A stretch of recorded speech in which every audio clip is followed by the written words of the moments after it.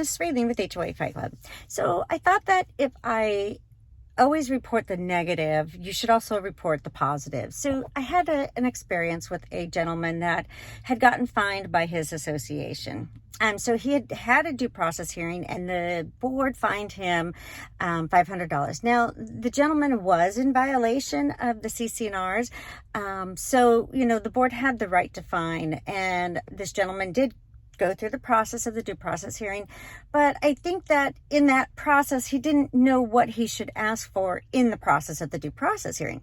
So I had written a letter to the property manager and the board and asked for, I thanked the board for giving him the time to be heard. And I also requested that the fine be diminished from $500 to whatever they feel was reasonable due to the COVID and just, homeowners being short on funds. $500 is really, could hurt somebody really bad, especially if they start adding interest. So this board, without hesitation, took my consideration, my letter into consideration, and did decrease the fine from $500 to $100. And, that way the homeowner does learn his lesson, to not violate the CC&Rs, especially when it comes to architectural control. You can't paint, you can't do anything without getting permission from the association. So learn your rules and regulations, your bylaws, and your CC&R, so you know if you're in violation or not.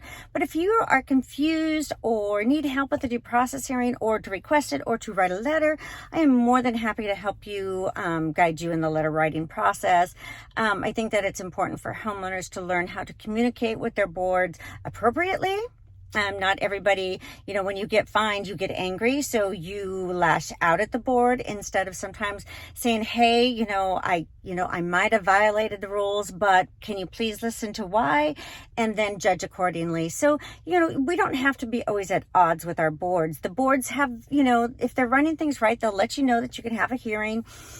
Pretty much for anything, you have the right to talk to the board. So, utilize that community. If we were communicating with the boards, we would not have so many issues if everybody was participating and doing what they're supposed to be doing. But I do want to say that kudos to this board for relieving this homeowner of that huge burden of the $500 fine and actually reducing it down to $100, which I think is reasonable.